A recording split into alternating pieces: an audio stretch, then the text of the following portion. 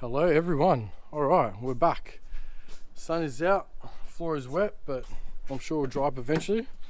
Now, I did end up doing a bit more on the J-pipe. Now, I did have also a friend come over to give me a bit of a hand because it's a bit easier when you've got two people doing this. And as you can see, the turbo is mounted. We did get a bit carried away. Ended up making the dump pipe as well. Clearly I didn't film that or else it would have been added to the footage.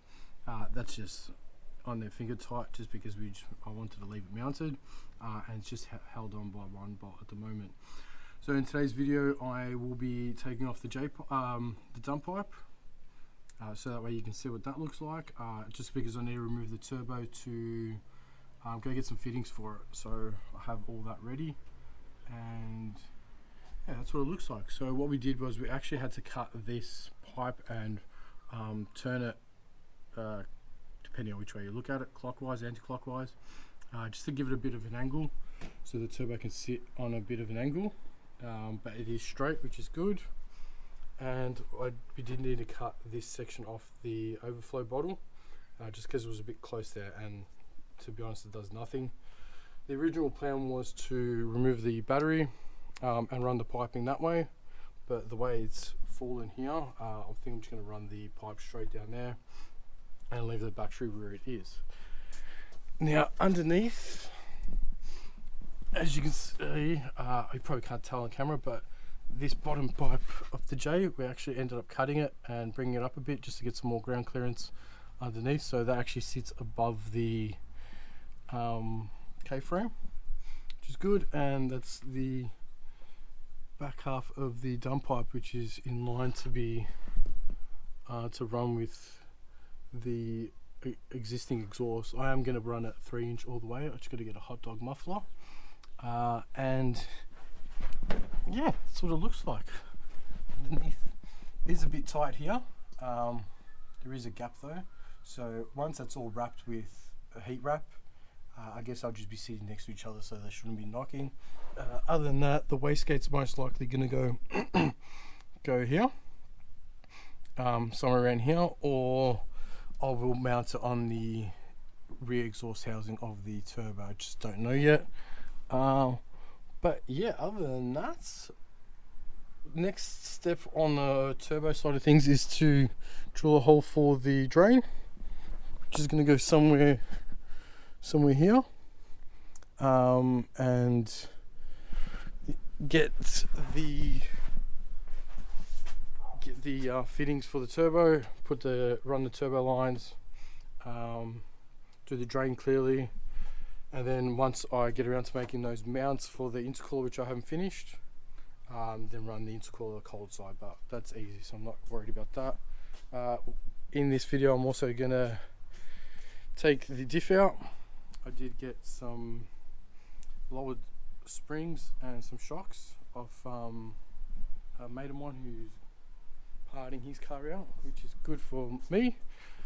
I have a heavy duty tow bar that I bought for that black AUXR6 ute that I had ages ago that you guys have never seen. I got rid of that, but I still have the tow bar, so I'll put that. It's also got a removable tongue, and yeah, and I'm going to put the diff in. I've already welded the diff, put the dual calipers on, the brackets. So yeah, the main focus is going to be that, but I will remove the J pipe so you guys can see. I'll remove the down pipe so you guys can see what that looks like, and what the J pipe looks like now after I've modified it. So I'm going to put the camera down, go grab some tools, and we'll get started.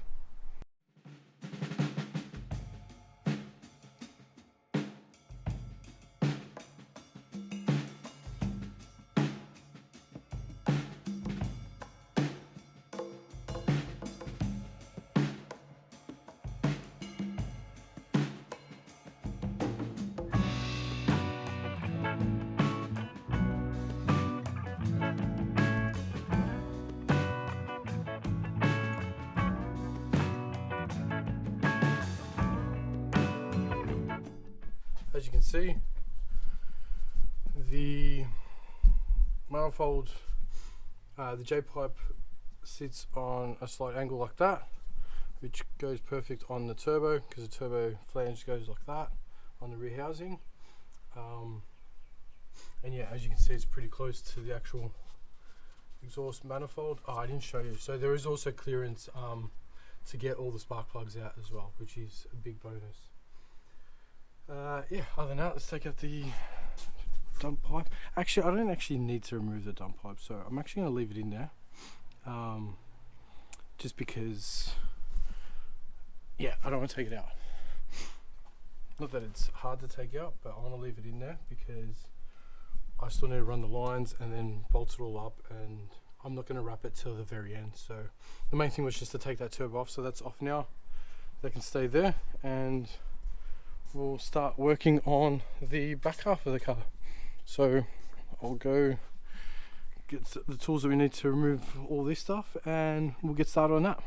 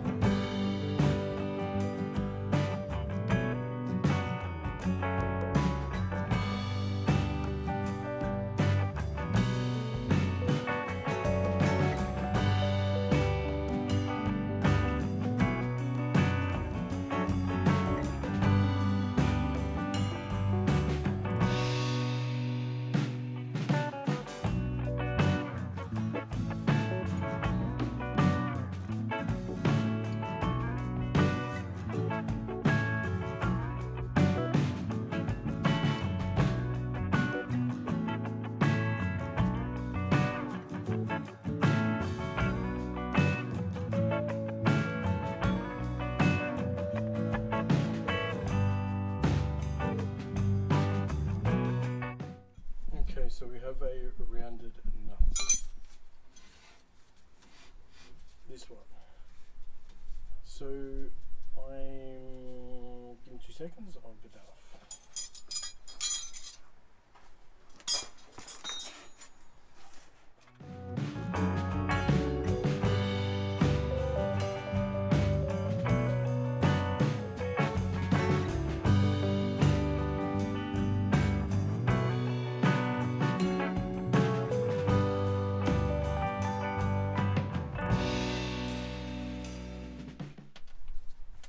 If in doubt, cut it out.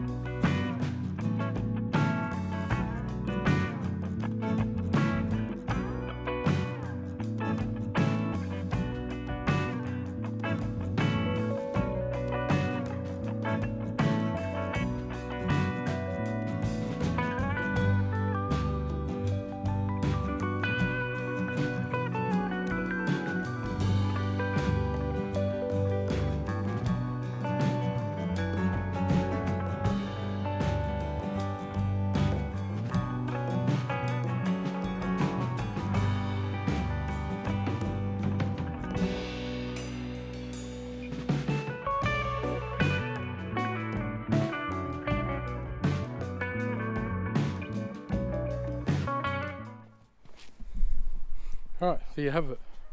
So that's all out. The only thing I need to take off this is the U-bolts. Other than that, I have everything else on the other in here. So I'll go bring up the other diff now, and then I will dismantle this, put everything on the other diff, and roll it in the exact same it just came out. Oh, how about that tail shaft? One of those bolts was bloody rounded and couldn't get anything on there. In the end, I didn't even need to cut it off, but it is what it is. I need to get a new bolt, so we'll worry about that later.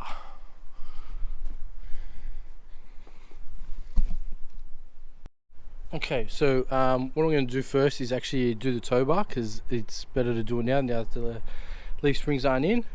This is the new heavy duty tow bar. The part number is, you can't really see it, but it's a Heyman and Reese one. There it is. I got it from Melbourne Tow Bars. Yeah, other than that, I'm just going to throw this in quickly, and then we'll get onto that. Alright, that's on now. Ended up spending up too much time doing this, which I should have just left it, but I mean, I still need to tap some holes here for that bracket there, which is this one here, and then also do a hole here. But for now, I just need this to be on, just so if I need to move the trailer for the drift car that's on there, at least I can throw a tongue on there and move it. It's very dirty under here, as you can see. Not happy about that, but it is what it is. Like I said, I wasted a bit too much time on that, and I'm just going to clean up here quickly and put the diff back in. Okay, so here's the other diff. Now I've already welded that, so that's ready to go. You can't really see it, but I'm going to take my word for it. And I've also done the backing plates. Now the backing plates, quite easy to do. All you got to do is take your axles out. Once your axles come out, you remove the backing plates, and then you just cut them in half, like straight down the guts. So as you can see on here, this is the backing plate. That's where the original handbrake connects to. Now what you do is, once you remove it, like I said, you cut this in half. You cut both of them, you throw the handbrake side out, you put that side onto this side, and then you join them together with a weld, as you can see, and that way you get your two caliper mounts, and you just lose your handbrake. But we're running a hydro, so we don't really care about that. Now the only other thing is, you need to go get another set of backing plates off another diff, and then you do the exact same process. You cut it, and then you just weld them, and you got to have the ABS sensors facing up. I don't know if it plays a role, but that's how it is originally, so it's just better to put it back the same way as it came off. Now in saying that too, the only other thing you need to worry about is with your rear calipers. This is a series 1 diff. As you can see, it's got a thin disc, and that's a series 2 disc, which is a lot thicker.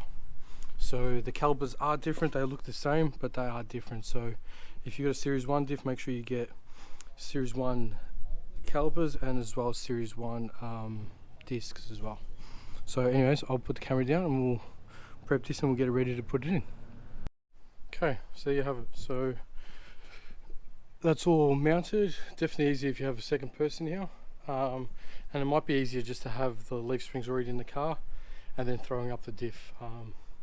Bit of a struggle. I ended up flipping the diff upside down, and then mounting everything upside down and then flipping it back over.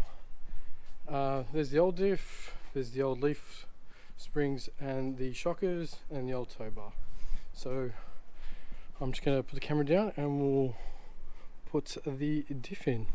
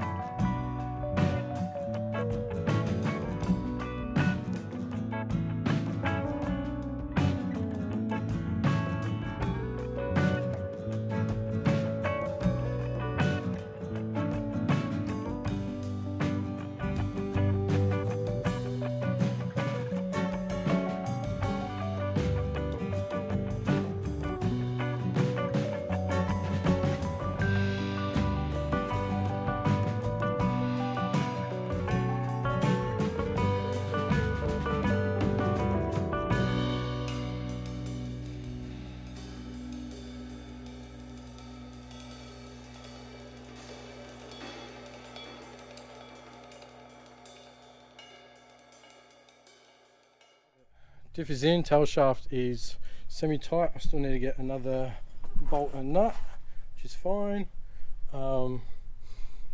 Diff's all tight, all bolted up.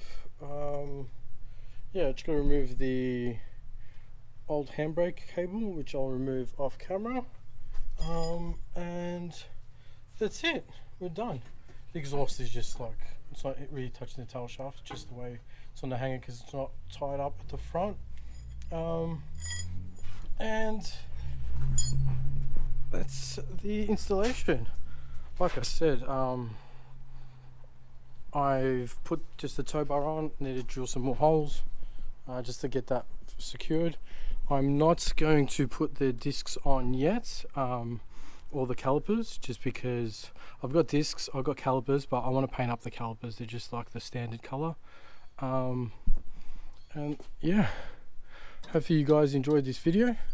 The next video will be maybe the dual handbrake setup, so the calipers on. I'm going to take out all the center console out, just so I can remove the handbrake and make the handbrake bracket for that. And yeah, and I'll also have the fittings for the turbo and to make the drain. I don't know if I said this earlier, but to do the drain, just gonna drill a hole somewhere around here and either tap it or weld it. I don't really want to pull off the sump just because this one looks like it's a bit of annoyance. Gonna drop the whole K-frame. Not that I haven't done that before on the EL that I had, but I'd rather not. So yeah, I'm just going to try drill it and weld it onto that as is, and then I'll be ready for the turbo drain. And then once that's in and I get the lines for the turbo, I will then mount everything, get a wastegate, plumb it all up, and then we'll worry about the exhaust last. Yeah, hope you guys enjoyed watching this video. Do leave a comment if you want to see something in particular, or you want me to explain a bit more on how I did something. But yeah, that's it, that's all the stuff, and I'll see you guys for the next video.